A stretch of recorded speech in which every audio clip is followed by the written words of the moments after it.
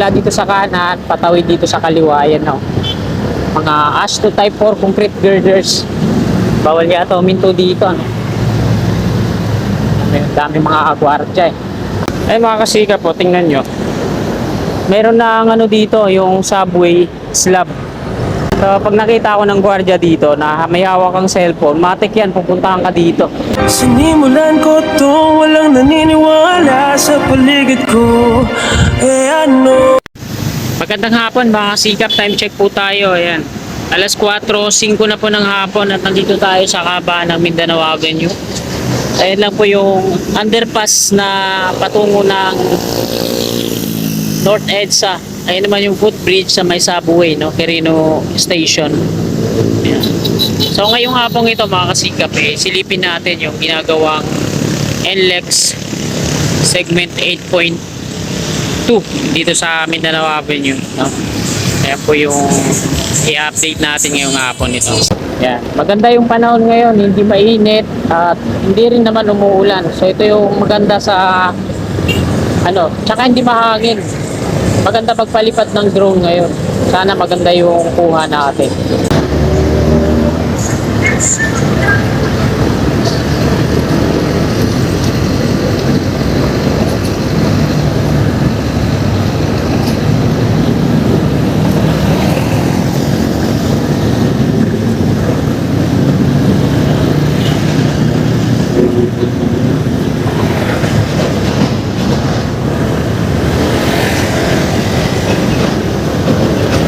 Ayun, no? Ayan na po yung viaduct, no?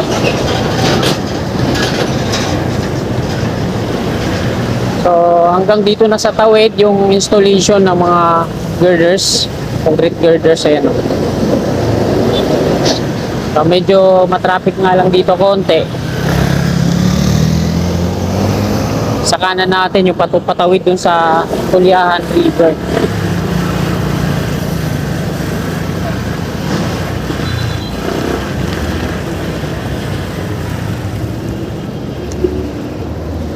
So ito mga kasikap po, dito sa side na to. Ayan. Hindi pa siya nakakatawid dito sa kaliwa natin, sa likod. Hanggang dito pa lang. 2, 4, 6, 8. So walong ASTO Type 4 concrete girders yung naka-install po bawat span. At hanggang dun na yun. So yung kabila, nakatawid na siya doon. Circle kasi to dito. So ayan yung kukunan natin ng drone shot. Hahanap lang tayo ng maganda-gandang pwestuhan.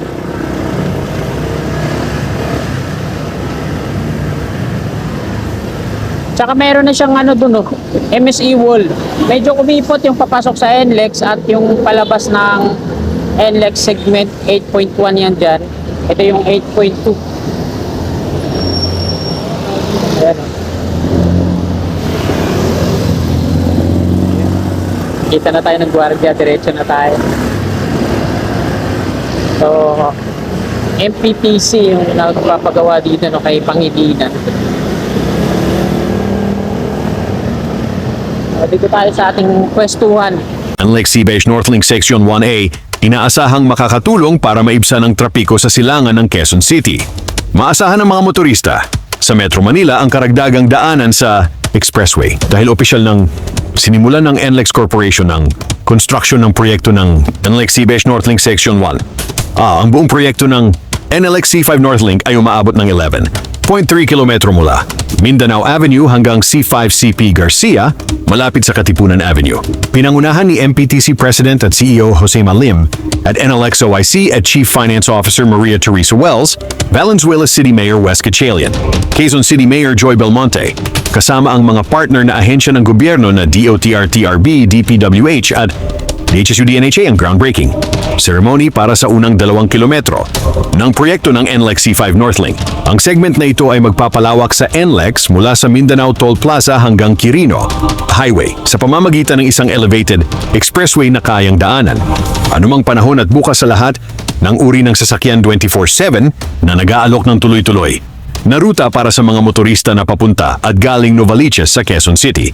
Kami ay nasasabik sa proyektong ito dahil Nakakatulong ito sa aming patuloy na pagsisikap na bawasan ng pagsisikip ng trapiko sa mga lokal na kalsada sa metro.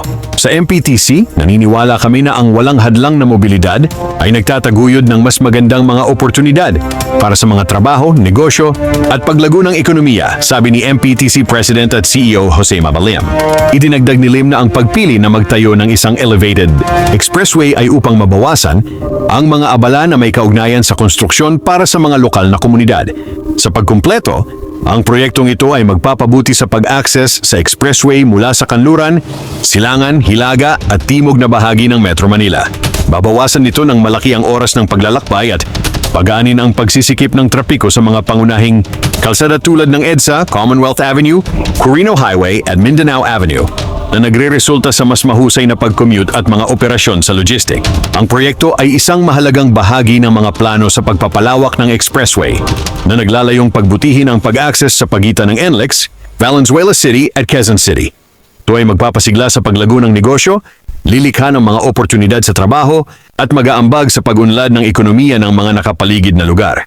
Layunin naming tapusin ang 2 kilometro na kalsadang ito sa loob ng 12 buwan. Sa panahon ng konstruksyon, makikipagtulungan kami ng malapit sa lahat ng stakeholder upang mabawasan ang mga abala.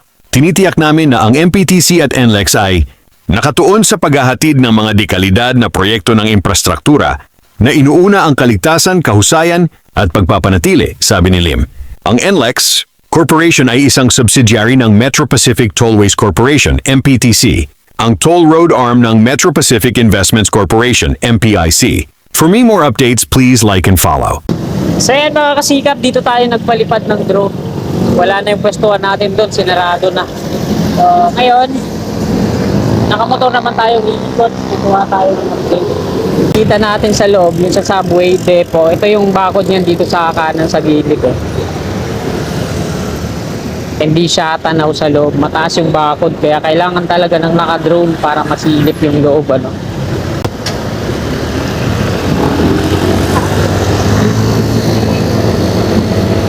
Medyo madilim na dito, no? Alas 5, ano pa lang yan? Alas 5:06, pero medyo madilim-dilim na konti. Dito pero sa cellphone, di ko alam kung. Pero sakit sa mata, daming alikabok. Yan, yung pakanan, papasok dito sa NLEX. Yan yung MSC wall nyo.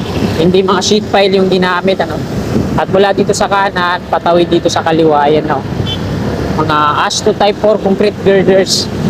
Bawal yata uminto dito, ano? May dami mga agwardya, eh.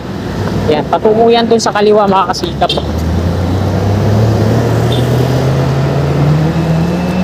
Patungo yan dun. So, kita naman sa drone shot natin ito. Yung patungo dun.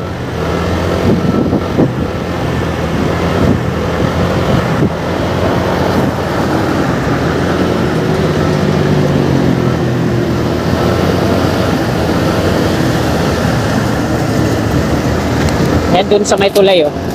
May mga ano na, gumawa na sila ng ano, mga bakal na tulay, tawiran ng mga heavy equipment.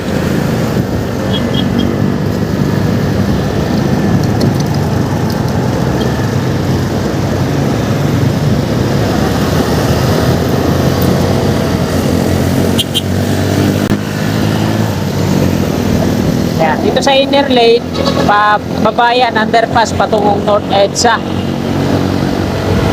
Dito tayo sa taas kasi kakanan ako dito sa may Mindanao, Quirino Highway.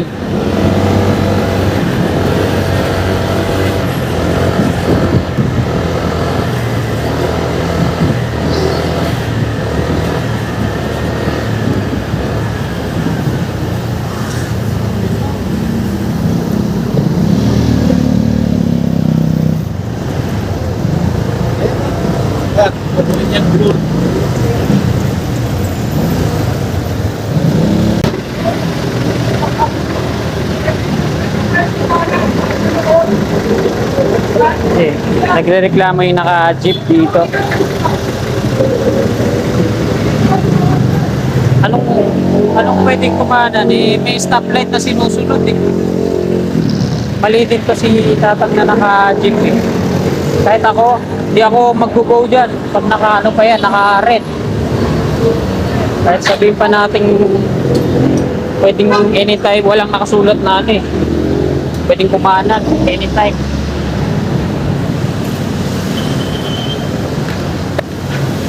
So, bago tayo mag-end ng ating video, yan, sisilipin muna natin dito sa Quirino Station. Quirino Highway Station ng Metro Manila Subway. Ayan o. Ayan yung gwardiya, patingin-tingin niya dito.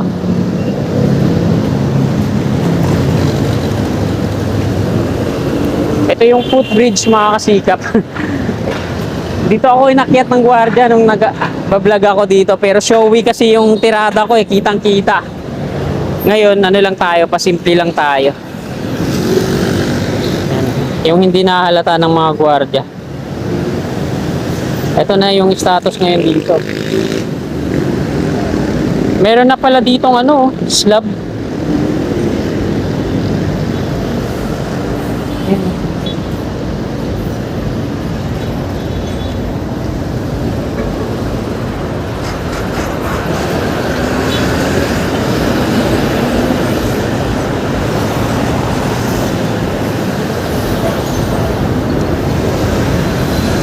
Ay mga kasikap po, tingnan nyo.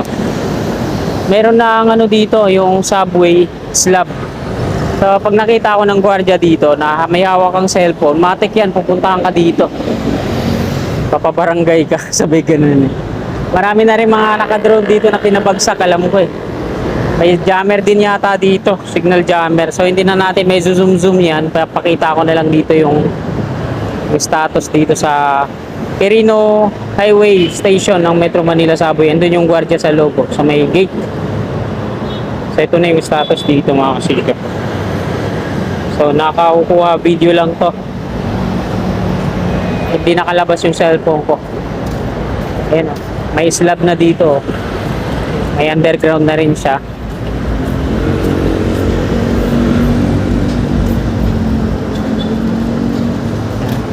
Mindanao Avenue po ito. Ito yung underpass patungo doon, no? Sa North EDSA. Sa kabila naman yung patungo dito sa NLEX North Link.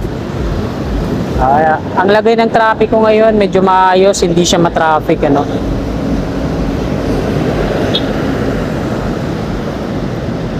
Sayang nga lang di tayo makakapag-drone dito. Ayan o, kita naman ninyo mga kasikap, no? Kapal po ng slab nyo. Tsaka may underground na siya patungo doon. Halos lahat ng kanilang ginagawa ay nasa ilalim na, kaya wala tayong makikitang mga workers na dito sa baba ay sa taas. Grabe naman tong footbridge, nag-yug-yug. Yug-yug talaga eh, no? Kaya doon tayo nag-update kanina.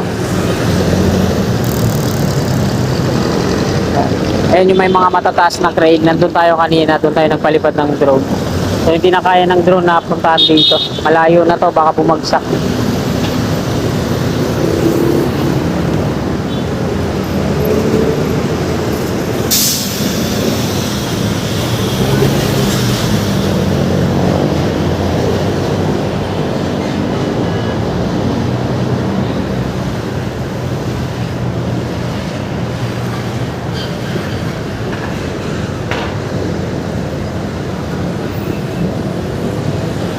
So ayan, pasilip lang tayo dito sa Quirino Station ng Metro Manila Subway, Quirino Highway.